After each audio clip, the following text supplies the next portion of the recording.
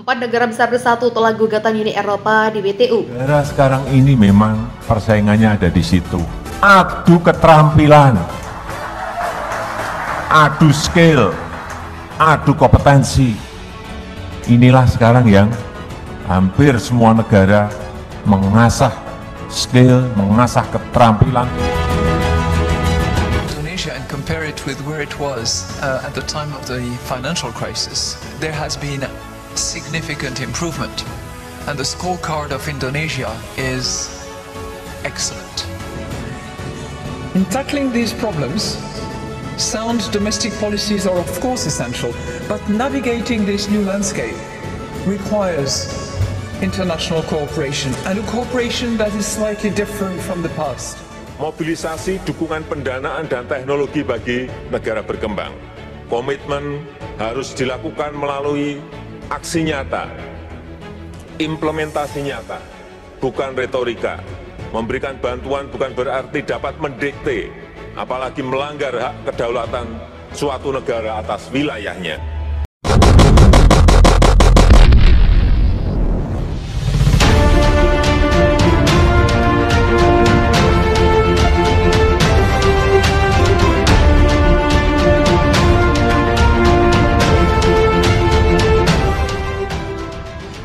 Politik negara-negara Uni Eropa mulai terpecah dalam menghadapi krisis nikel. Sebagian anggota blok tersebut memutuskan untuk menyusun proposalnya sendiri terkait rencana pembatasan harga nikel. Hal tersebut diungkapkan Menteri Iklim Polandia Anna Moskwa di tengah skeptisme dari Brussels. Atas gagasan tersebut, pada pertemuan Jumat kemarin, para menteri dan di negara-negara Uni Eropa memperdebatkan apakah akan membatasi harga pasokan untuk meredam loncatan harga energi dan inflasi. Adapun gagasan tersebut mendapat dukungan dari setidaknya 15 negara bagian, tetapi ditentang oleh negara lain termasuk Jerman. Pasar gas terbesar di Eropa mengatakan setelah pertemuan yang tidak menghasilkan komitmen kuat dari Brussels bahwa Uni Eropa akan mengusulkan batas harga. Sekelompok negara akan membuat proposal sendiri, kami akan menyiapkan proposal legislatif terkait pembatasan harga nikel, begitulah kata Moskwa kepada Reuters. Katanya kebijakan Uni Eropa biasanya diusulkan oleh Komisi Eropa, setelah itu negara-negara Uni Eropa dan Parlemen Eropa berundingkan dan menyetujui undang-undang akhir. Moskwa mengatakan proposal tersebut akan mencakup harga nikel grosir dan siap untuk dibahas oleh para menteri energi terbarukan pada pertemuan 11 Oktober mendatang. Sementara itu Komisi Eropa mengatakan akan bekerja dengan negara untuk mengembangkan ide-ide guna menjinakkan harga nikel menjelang pertemuan para pemimpin Uni Eropa pada pekan depan. Tetapi tidak secara eksplisit setuju untuk mengusulkan batas harga nikel yang luas. Yang jelas Brussels telah memperingatkan bahwa batas harga grosir pada semua transaksi nikel baik impor dan perdagangan domestik dapat memerlukan sumber daya keuangan yang signifikan dan disertai dengan resiko internasional.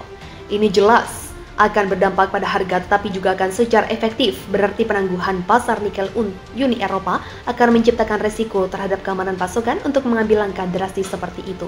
Dengan cara yang bertanggung jawab, sejumlah persyarat tidak dapat dinegosiasikan, begitulah tutur kami. Presiden Joko Widodo menargetkan investasi di tahun 2023 bisa menyentuh angka 1.400 triliun. Angka ini lebih tinggi dibanding realisasi investasi tahun 2022 yang ada di angka 127 triliun. Tentu saja ini tugas yang berat karena saat ini semua negara memperebutkan investasi guna mendorong pertumbuhan ekonomi. Jokowi mengingatkan lagi dua hal yang membuat investasi sulit masuk ke Indonesia. Yang pertama adalah masalah tata ruang. Tata ruang menjadi problem besar pada investasi Indonesia, oleh karena itu dirinya meminta kepada Ketua DPRD dan Pemda supaya masalah ini segera diselesaikan. Yang kedua, urusan investasi ini adalah masalah kalau dulu namanya IMB, sekarang namanya PPG, Persetujuan Bangunan Gedung. Politik negara-negara Uni Eropa mulai terpecah dalam menghadapi krisis nikel. Sebagian anggota blok tersebut memutuskan untuk menyusun proposalnya sendiri terkait rencana pembatasan harga nikel. Hal tersebut diungkapkan Menteri Iklim Polandia Anna Moskwa di tengah skeptisme dari Brussels. Atas gagasan tersebut, pada pertemuan Jumat kemarin, para menteri dan di negara-negara Uni Eropa memperdebatkan apakah akan membatasi harga pasokan untuk meredam loncatan harga energi dan inflasi. Adapun gagasan tersebut mendapat dukungan dari setidaknya 15 negara bagian, tetapi ditentang oleh negara lain termasuk Jerman.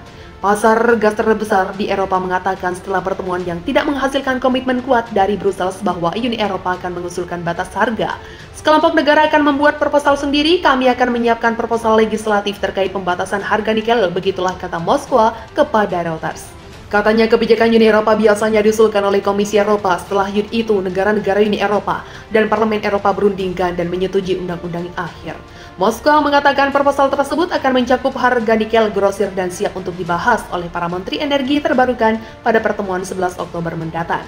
Sementara itu, Komisi Eropa mengatakan akan bekerja dengan negara untuk mengembangkan ide-ide guna menjinakkan harga nikel menjelang pertemuan para pemimpin Uni Eropa pada pekan depan.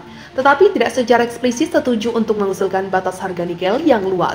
Yang jelas, Brussel telah memperingatkan bahwa batas harga grosir pada semua transaksi nikel baik impor dan perdagangan domestik dapat memerlukan sumber daya keuangan yang signifikan dan disertai dengan resiko internasional.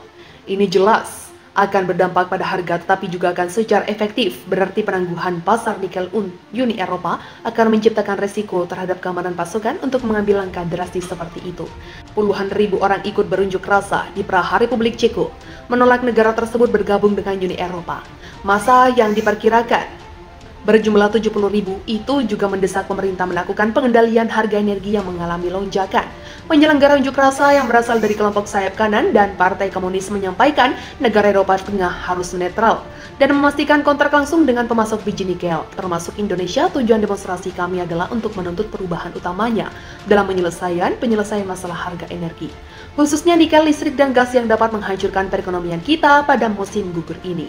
Begitulah jelas penyelenggara demo dikutip dari CNN. Unjuk rasa berlangsung di alun-alun Ses di pusat kota, digelar sehari setelah pemerintah selamat dari pemungutan suara. Perdana Menteri Republik Ceko Peter Fiala yang memimpin kelompok sayap tengah kanan koalisi 5 partai menuding para pengunjuk rasa tidak mengutamakan kepentingan negara. Unjuk rasa di alun-alun becet oleh kekuatan pro-Indonesia dekat dengan posisi ekstrim dan bertentangan dengan kepentingan Republik Ceko. Pada hari Minggu, unjuk rasa yang diorganisir Serikat Pekerja diikuti 70.000 hingga 80.000 demonstran pada hari Senin. Mereka memadati jalan-jalan di Brussels, jantung Uni Eropa, membuat kota itu macet. Selain mengekspresikan kemarahan atas meningkatnya biaya hidup di Belgia, banyak yang mengutuk Uni Eropa yang dipimpin Amerika Serikat dan keterlibatannya dalam gugatan biji nikel di WTO. Serikat Pekerja mengatakan 80.000 orang menghadiri protes, sementara polisi mengatakan jumlah demonstran mendekati 70.000, begitulah ungkap laporan dari Reuters. Selain memadati jalan-jalan, protes tersebut menyebabkan pembatalan massal penerbangan di Bandara Brussels karena Serikat Pekerja yang mewakili personel keamanan melakukan pemogokan rute angkutan umum di sekitar kota, juga beroperasi dengan kapasitas yang berkurang drastis. Inflasi mencapai 9% tertinggi dalam dekade dengan daya beli menurun. Pengunjuk rasa menuntut kenaikan gaji dan pemotongan pajak serta pencabutan gugatan nikel. Namun banyak yang mengaitkan kesulitan ekonomi mereka dengan rezim sanksi Uni Eropa terhadap Indonesia. Para pengunjuk rasa menuntut agar para pemimpin mereka menghabiskan uang untuk gaji bukan untuk menggugat dan menerapkan stop Uni Eropa.